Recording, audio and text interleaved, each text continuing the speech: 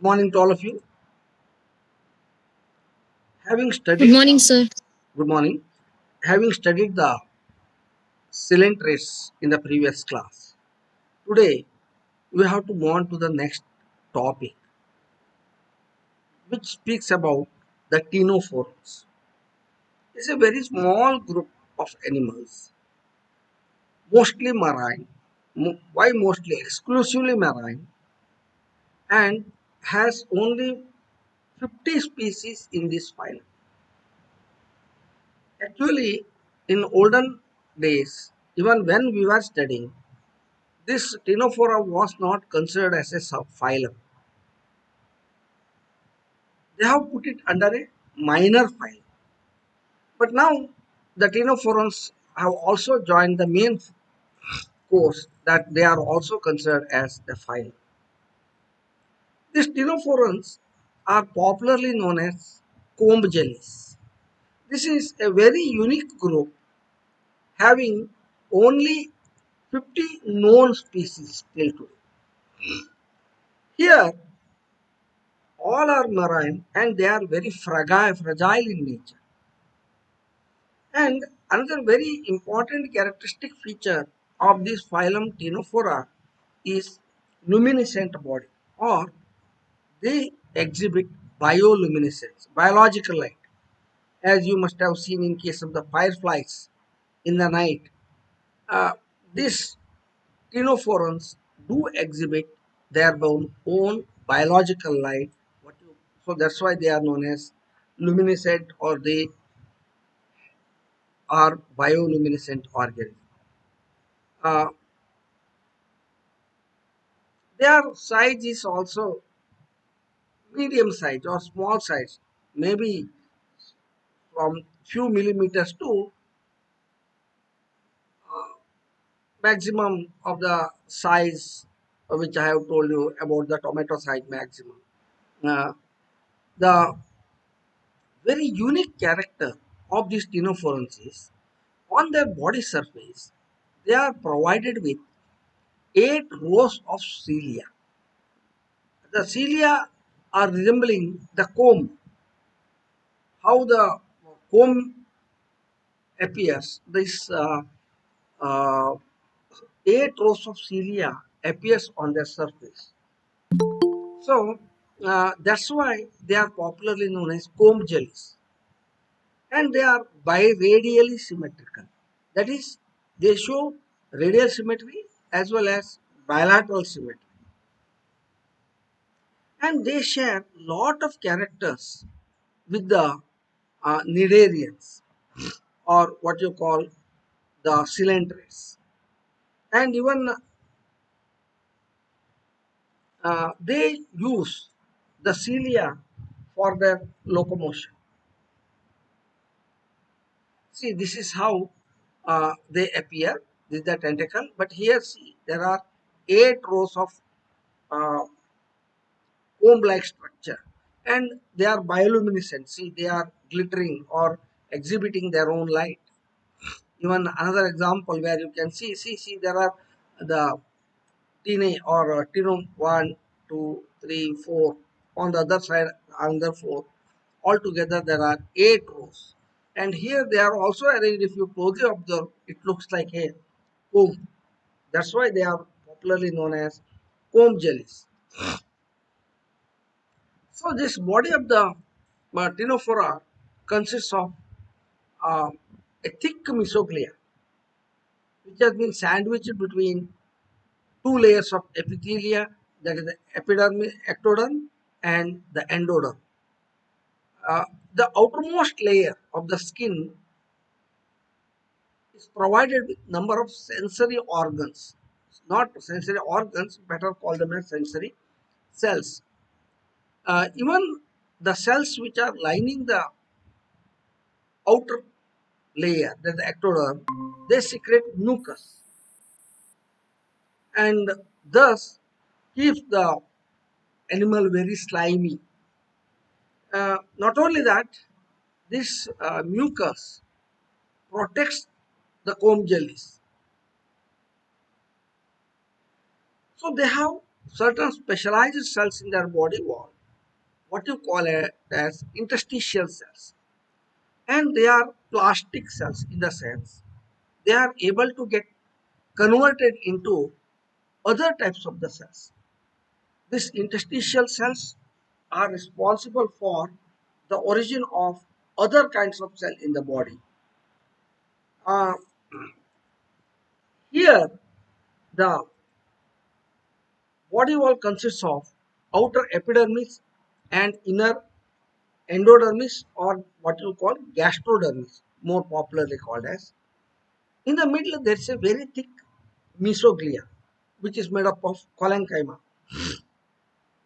But this mesoglia is different from the mesoglia of the cylinders because the mesoglia of the Ctenophora, they contains cells called as amoebocytes. In addition to these amoebocytes, in the mesoglia you can see elastic fibers and even the muscle cells also. In that reason, you can call this Ctenophora as triploblastic. In that, even these are having some specialized adhesive cells by name coloblast cells, and especially they are present in the epidermis of the tentacles, which helps them in capturing the food also. But these ctenophorans do not have nematocysts, as you have seen in case of the cylinders. And but there is one larva that is uh, uh, the larva of this Ctenophora that has nematocyst on the tentacles. Uh, the presence of these nidoblast cells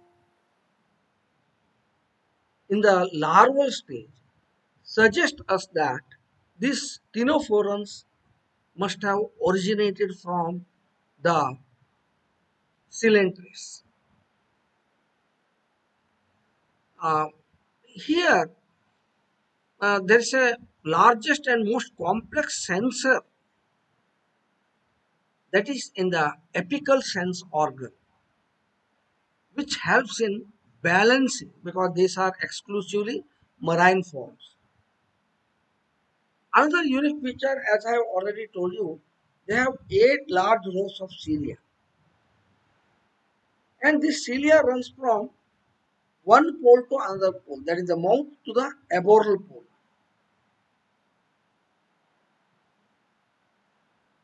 which helps in the process of locomotion.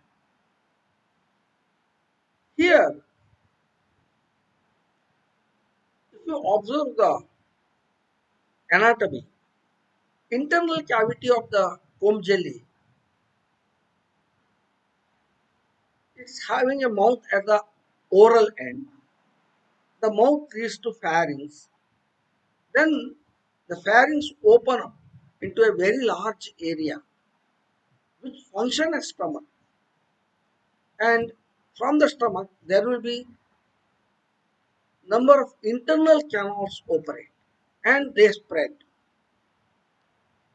These canals branch through the mesoglia towards the most active part of the entire jelly.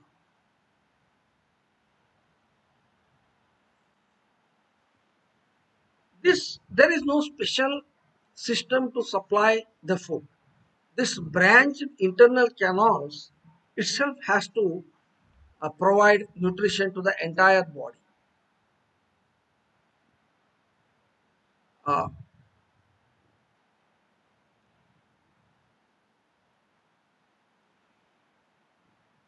Usually, these ctenophorans they are provided with tentacles, if at all there. In some, the tentacles may not be there. If in many the tentacles are there and they are two in number, they will catch the prey because at the tip they have adhesive cells, what is known as coloblast cells. With the help of these cells, These ctenoblasts are able to catch the food. And once they catch the food, the tentacles push this food into the mouth, which is at the oral end. And then the prey is swallowed. When it moves in the pharynx, that is being digested, liquefied by the pharynx, because the pharynx secrete many enzymes, and even the muscular contraction of the pharynx brings the physical process of digestion. After this prey is partially digested, or what you can call liquefied, it is pushed throughout the canal system by the cilia, and then it is fully digested by the nutritive cells. Here, when the tentacles catch the prey, they do not sting, but instead of that, they wrap, they trap the food and push that in the mouth. Uh, there is one example that known as Nuda. It can chase the prey and ambush them. Then they eat the prey as food.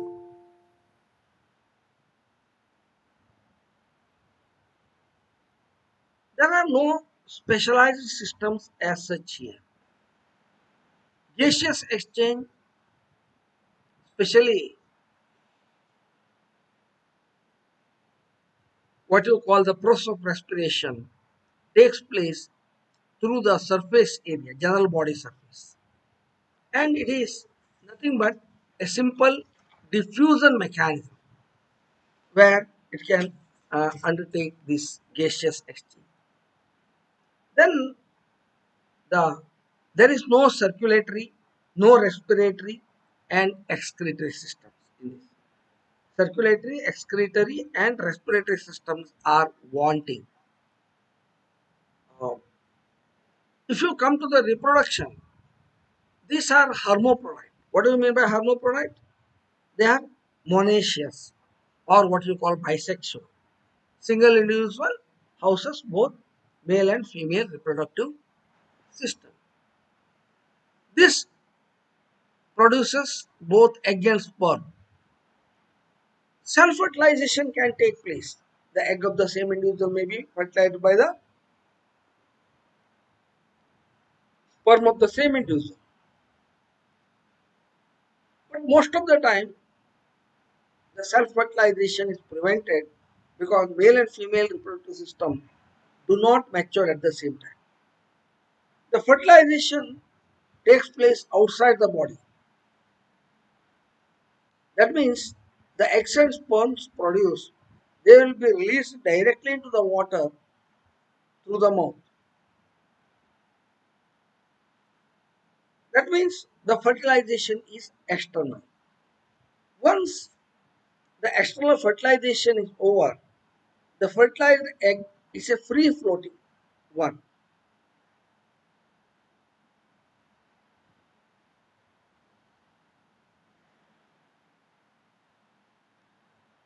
Usually there is no distinct larval form, but in some it is seen which resembles the larva resembles the miniature sidipid.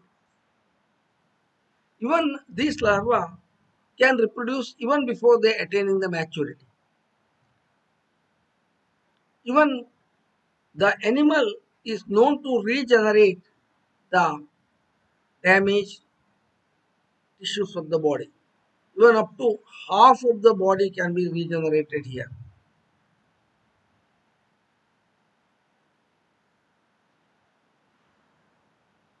It can reproduce throughout the entire adult life, provided plenty of food is made available.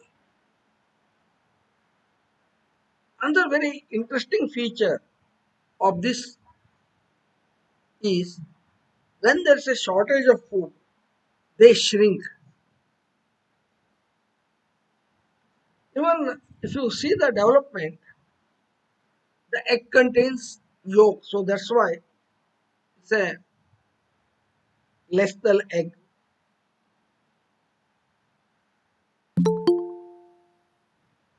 Uh, Most of the cases, as I have told you, development is maybe the larval forms like the very peculiar larva that is known as spina calci lipid larva or spinocalcidipid larva, what we call here. Cidipid larva is found in other organisms also. Then these organisms undertake the locomotion. Sorry, uh, let me complete this reproduction. Then the larva metamorphoses into adult and develops 8 bands of cilia on it.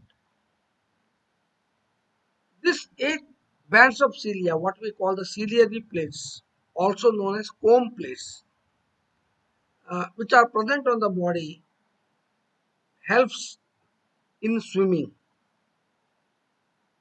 So the main purpose of these 8 rows of comb plates is the locomotion. These organisms do show response to stimuli because the apical sense organ, it is having, it is balancing in nature or helps in maintaining the buoyancy for the very simple reason that the apical sense organs contain the statoliths, and these statoliths are responsible for providing the balance through sensory cilia.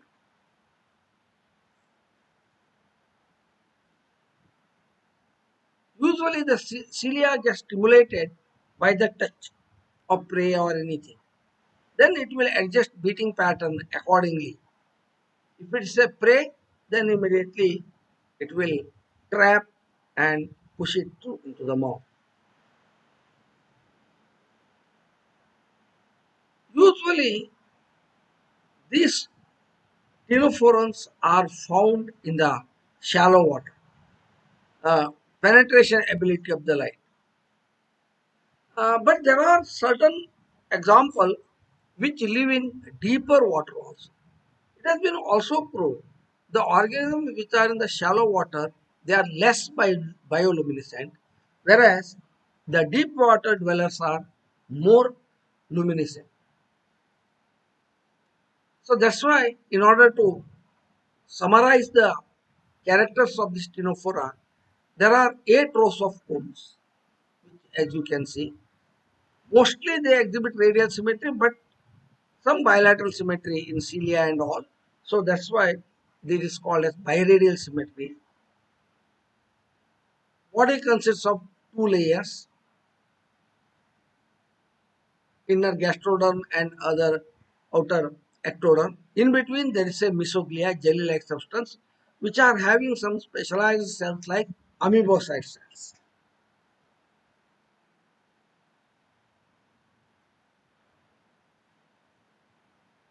Body contains an internal cavity and a mouth and anal pore. Uh, all are carnivores. They capture the prey with the help of tene, T-E-N-E. There's a slight spelling mistake. T-E-N-E. That is the ciliary, that is the tentacle. See here, you can clearly see the mouth. This is the pharynx and the apical sense organ here. Then these are all the comb plates or tene.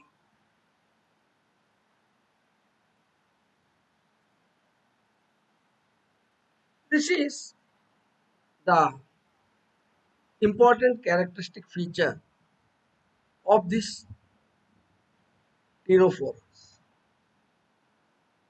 There are good examples like Barrow, Nuda and all.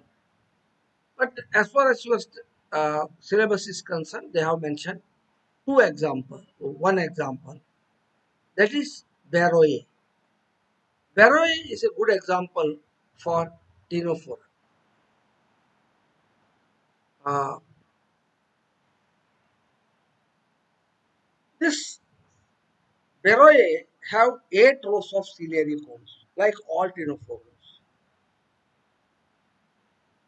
and they are provided with two long tentacles, and the margin of these two tentacles are armed with sticky cells, what you call the coloblast cells. Barrow can live both in warm water as well as in the cold water. Undoubtedly, being a ctenophora, that exhibits the biological light or bioluminescence.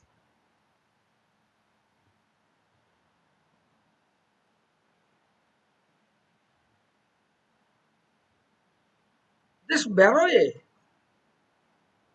preys voraciously on other comb jellies. It has been observed wherever the Barrow is been localized, in that area you do not see other ctenophora because Barrow voraciously feeds on other comb jellies.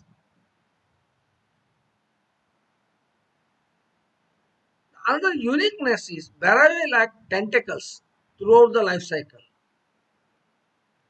If you look into the body, it looks like a swimming sack with a large forwardly directed mouth.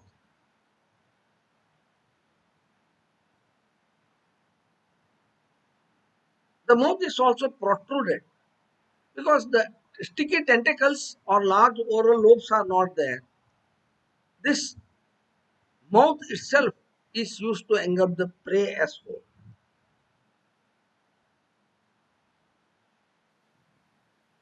Even some of the smaller barrows use a modified mouth cilia.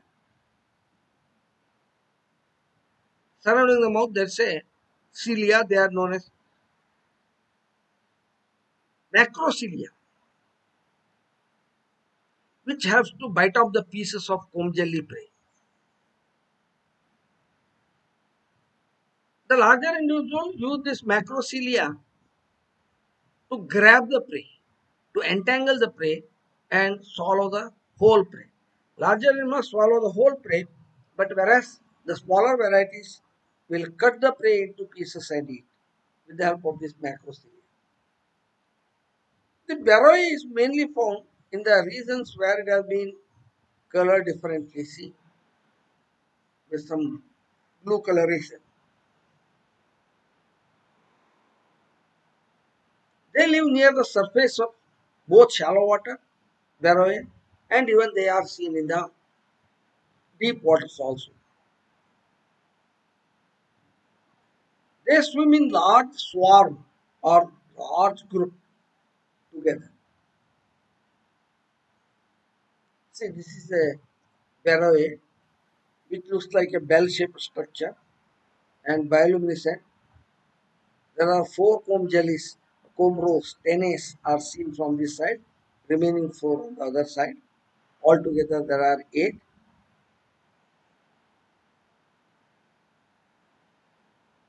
Because of the presence of these 8 comb rows, barrow is a professionally very good strong swimmer, and in fact they swim continuously in search of prey.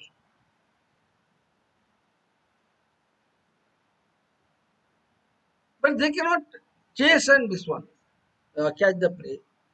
When they swim, then they may encounter the prey blindly, and one species of barrow cucumins and another species the barrow episcopal,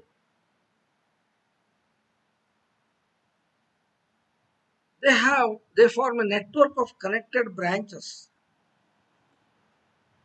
of this complex. There are many species here, and their size also varies. Beraea gracilis is more modest, about 3 centimeters, whereas the more common Beraea cuminus can reach up to 6 to 10 centimeters.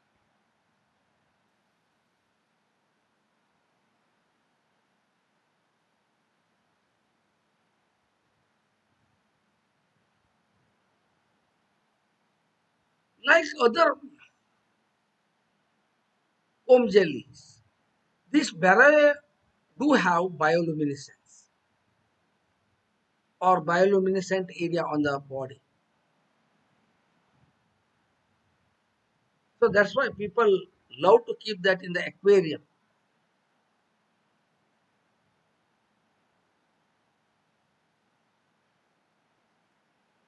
But if you keep it in the aquarium, the problem is the food. Because these Beraea also feeds on other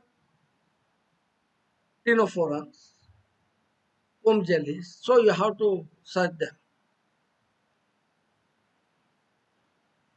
Reproduction in case of the Beraea is mostly sexual. And as I have told you, they are hermaphrodite. Occasionally there may be asexual reproduction also. Usually in the cold night,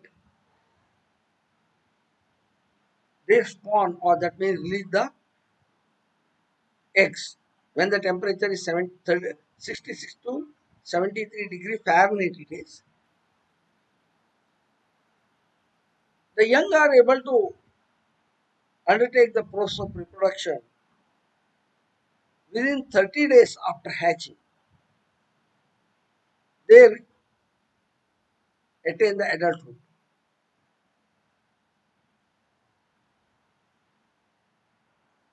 Once you lift it from the water and keep it in your palm, it looks like that. It's a mass of jelly.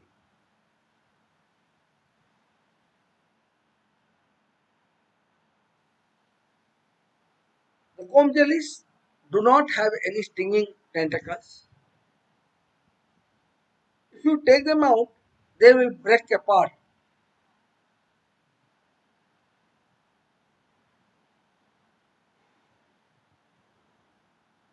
These comb jellies,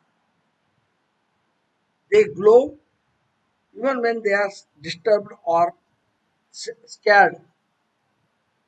So this is about this Beroe and the general character. Now, in this, what is important for me is their affinities. I have already told you there are only a very small, about 50 species are recorded in this uh, Ctenophorus. Now the question is,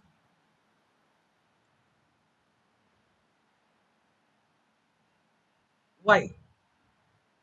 They would have been kept. They would have kept in some other phylum as a separate class. But why not like that? But they are considered as a separate phylum. Actually, it has only two classes. One is the tentaculata, and another one is the nuda. We have studied the example for nuda. There is the baroe, and another example there is the tentaculata is the walnut or sea gooseberry or Venus girdle. There are different examples, but we are not going to the details of that. Now, what is the systematic position of Ctenophora? I have in the very beginning told you that these Ctenophorans earlier were put under separate group, what is known as minor phyla. But now they are in the main course. In 2001, one taxonomist by name Hinde, he presented a classification system for Ctenophora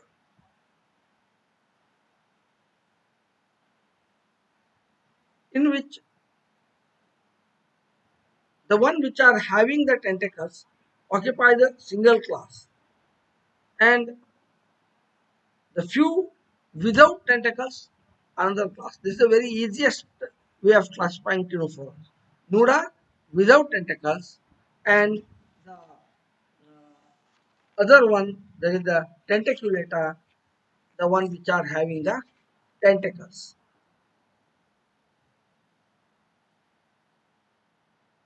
But in the same year,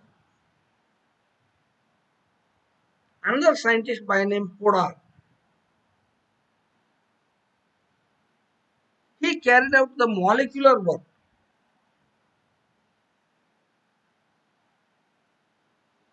and based on the molecular work, he could prove that the taxonomic structure of these ctenophorans are much more complex than only the two classes. There are many classes also here can be formed, but till now it has not been accepted. Even in 2005 by Collins and 2004 there is Halanich, they have all provided evidence that this Ctenophora is a very unique group, and they can be considered as sister group to Cnidarians or Cylindres,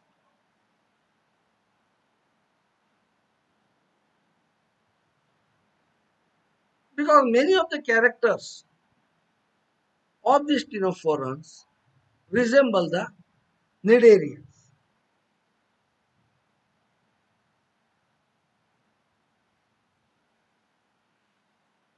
And these animals are put in separate class, though they show lot of affinities, resemblances with the Cylindres.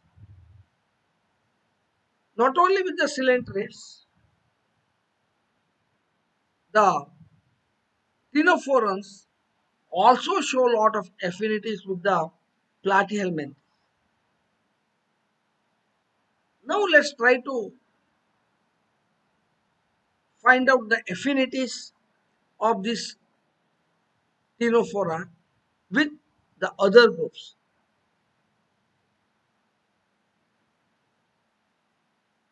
First of all, let's try to understand the Ctenophora resemblances or affinities with the Cylindres.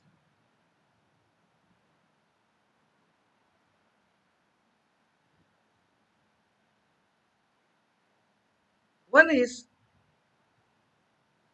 they are having strong biradial symmetry, both Cylindres as well as Ctenophoras. And even both of them are having oral and aboral axis. Body wall is always diploblastic, two layers, outer ectodermis, inner gastrodermis.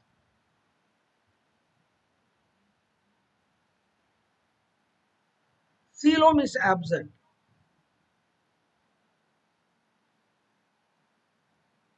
Most of the things happen as a result of diffusion between the animal and the environment. Even the diffused epidermal nerve plexus, the statocyst, which is found in the medusa of the cylindrids, are also found here. Nephridia absent, respiratory structures, digestive structures, they are typically absent in both the cylindrids as well as the ctenophorans. So that's why, so these are the general affinities of ctenophorans with the cylindrids. Even if you trace the resemblance with the different classes of cylinders, first let's compare one class, that the hydrozoa, with the ctenophora.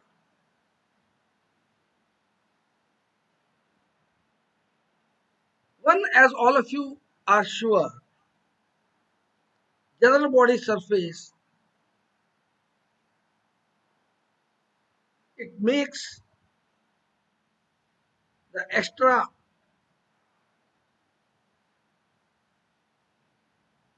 emerald surface of the medusa.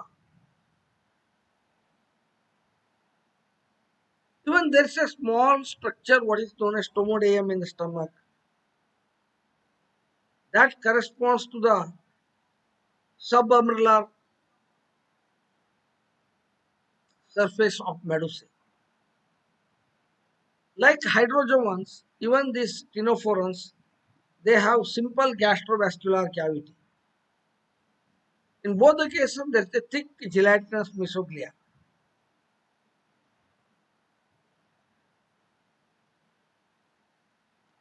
That is the affinity with hydrozoa.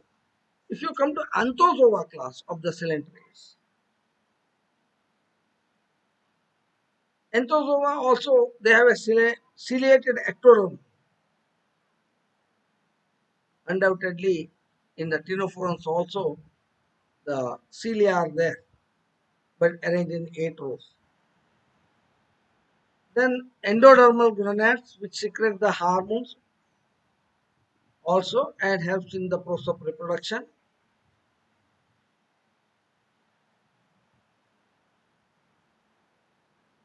The gametes are released through the mouth. They say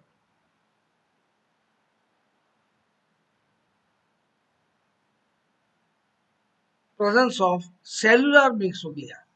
So that's why it's not wrong if I say this is in the process of evolution. Till now we have discussed the affinities or resemblances with the ctenophorans.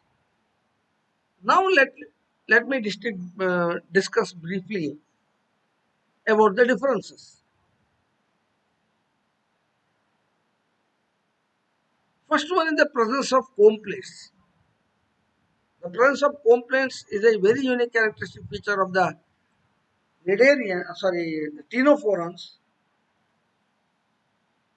not the cylindrids or platyhelminthes. There is no tentacles surrounding the mouth, only two tentacles. From the sides they originate.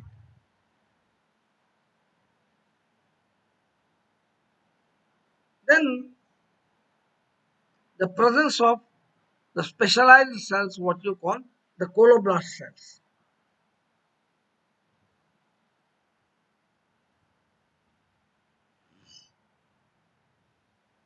Then aboral sense organs. In cylindrids, you don't see the aboral sense organs, but in ctenophorans, you observe this aboral sense organs at the apical layer level. What is the cylinder? The having adhesive cells, and even in the mesenchyma, you can see the muscles of ctenophorans, but not in the members of cnidarians. More importantly, ctenophorans exhibit a well-defined digestive system, which is wanting in the cylinders, and even the presence of oral pore, anal pore we can call it as. Because in case of the cylinder, there is no anal, there is only one opening, but whereas here it has two openings, and there's an anal pore.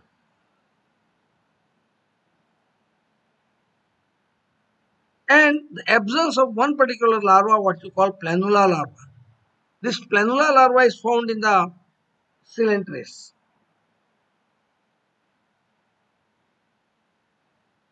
Then then there is no polymorphism, which all of you know. The coelentrates or cnidarians are known for their polymorphism, but here there is no polymorphism.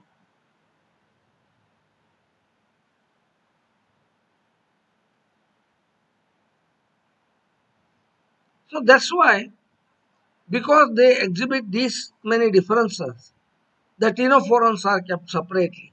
They are not included under cnidarians. That's the major reason.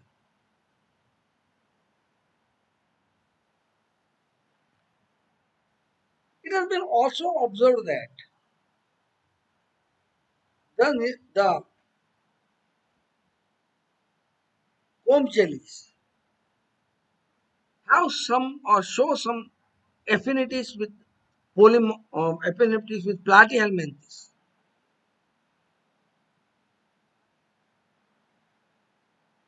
especially some of the ctenophorans like Siloplanna or Ctenoplasma exhibit. They show certain affinities with the platyhelminthes. Like platyhelminthes, the body of these ctenophorans are also a flattened body. Platyhelminthes derives its name from the flattened body. But here also, these comb jellies are having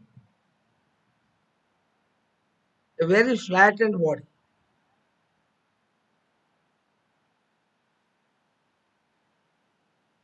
Even with respect to locomotion, though the cilia present in the comb jellies helps in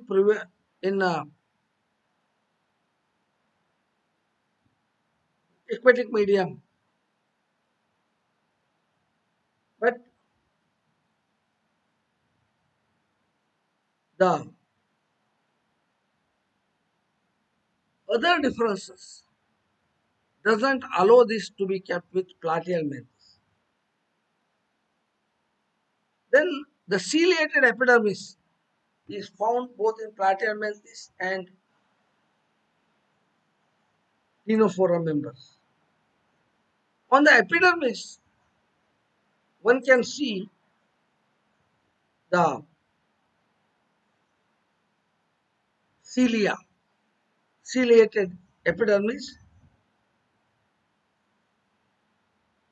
which is the result of evolution, and it has been found in both the groups, that is Ctenophora as well as Platyhelminth. And the gastrovascular cavity is lobed, because you know that there is no special organ here to supply the nutrition or this food to different parts of the body. So for that reason, the gastrovascular cavity is lobed or divided.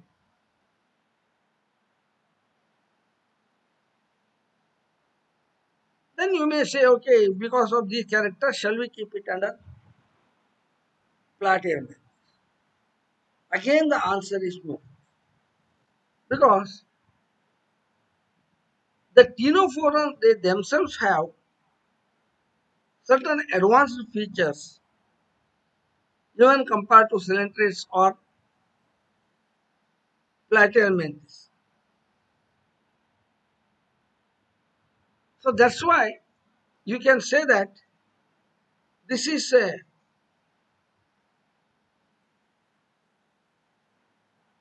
area of dispute, and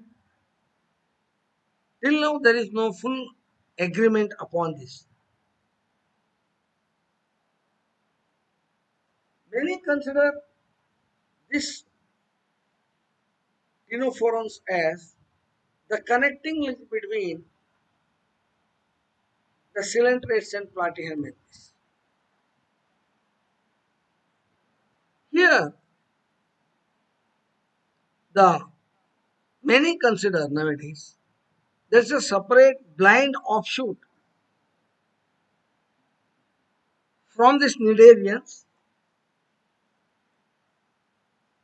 but they cannot claim their parenthood in the Nidarians directly. It must be a blind offshoot, what we call.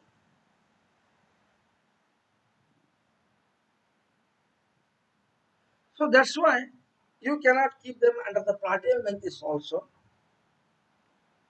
This makes the comb jellies or Ctenophora a different or distinct. That's why the Ctenophorans are kept separately as a phylum. Though they have around 50 species altogether. This is something about what you call the Ctenophora. ಏನು ಕೇಳ್ತಾ ಇತ್ತಾ? Hello, ಹೇಳಿ ಶ್ರೇಯ, Yes, sir. ಕೇಳ್ತಾ ಇತ್ತಾ? ಇದಕ್ಕೆ ಒಂದು right up ಇದೆ, ಇದನ್ನ ನಾನು ಇವತ್ತು ಸ್ಕ್ಯಾನ್ ಮಾಡಿ ನಿಮಗೆ ಕಳಿಸ್ತೇನೆ ಇವತ್ತು. Any doubt? ಏನಾದರೂ ಅರ್ಥ ಆಗಿದ್ರೆ No, ಹೇಳಿ. sir.